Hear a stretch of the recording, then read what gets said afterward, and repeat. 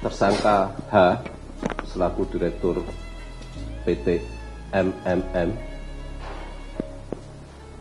dengan dalih PT MMM menerima sedang melakukan pekerjaan pembangunan tol Semarang-Demak. Hari ini Menteri BUMN Erick Thohir mengatakan penetapan Dirut Waskita Karya Destiawan Suwaryono sebagai tersangka proyek fiktif menjadi pukulan telak bagi Kementerian BUMN. Namun Erick mengaku masih menanyakan kepada Kejaksaan Agung mengenai kasus proyek fiktif Waskita Karya. Berpegang teguh kerjasama antara BUMN dengan Kejaksaan sudah proven, sudah terbukti, sudah melakukan banyak terobosan. Ya, baik di Garuda, Jiwasraya, Asabri, dan kita terus bekerja sama dengan pihak KPK.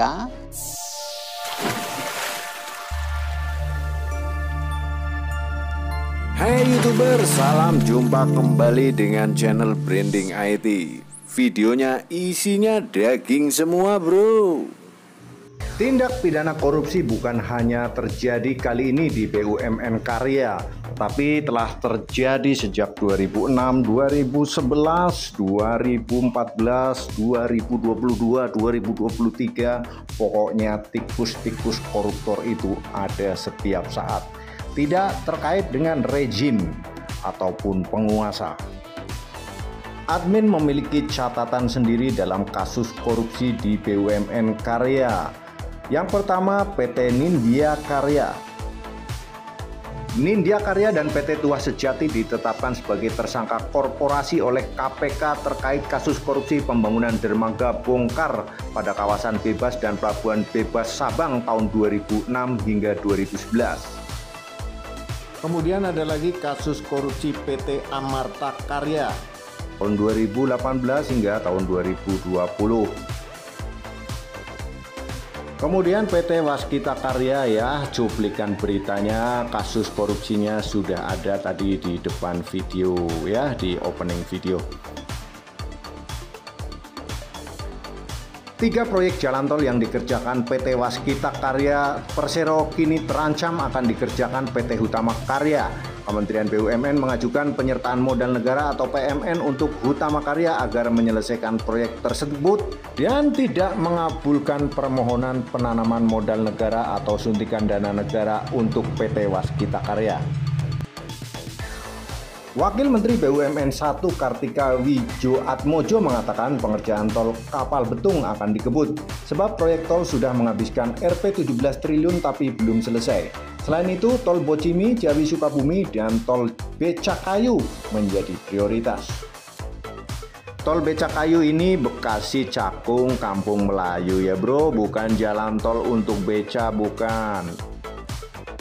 Suntikan anggaran negara itu dibahasakan sebagai injek ke Waskita Karya melalui HK untuk meneruskan proyek strategis nasional sambil melakukan penyehatan Waskita, ujar Tiko. Panggilan Kartika Widjoatmojo. Tiko juga memaparkan pihaknya berencana melakukan inbreng saham Waskita Karya ke Hutama Karya atau HK. Dengan begitu, saham pemerintah di Waskita Karya senilai 75,34% akan dialihkan ke Hutama Karya. Apa itu inbreng?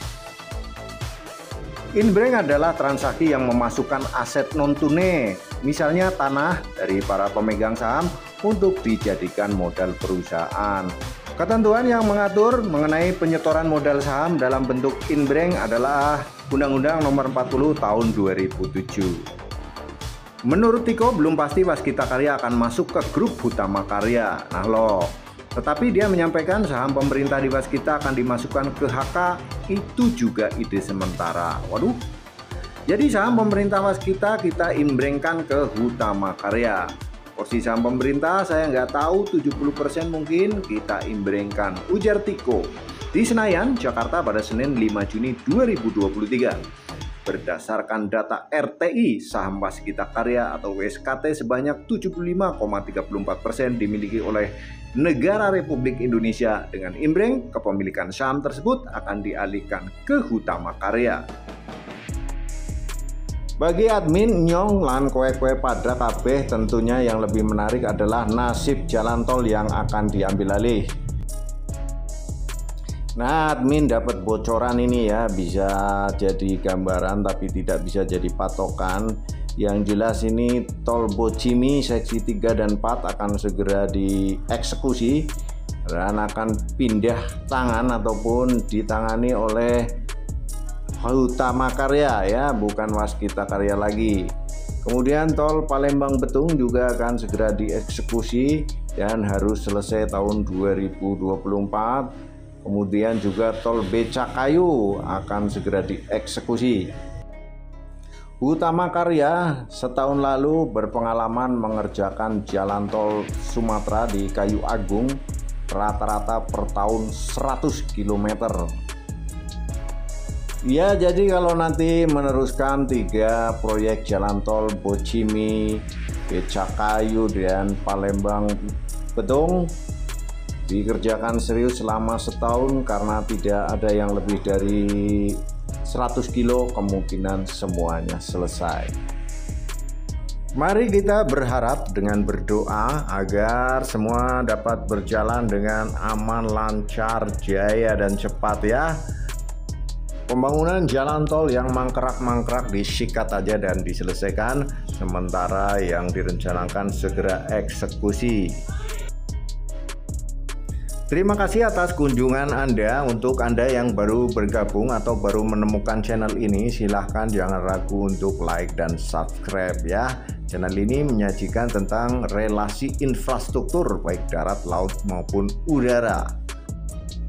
Untuk menonton maupun subscriber setia, admin juga selalu mendoakan agar kita semua selalu dalam keadaan sehat walafiat, sukses menjalankan aktivitas dan pekerjaan setiap hari. Tak lupa admin juga berdoa agar kita senantiasa sehat, waras, bedigas, akas, dan selalu duwe beras. Amin amin ya robbal alamin.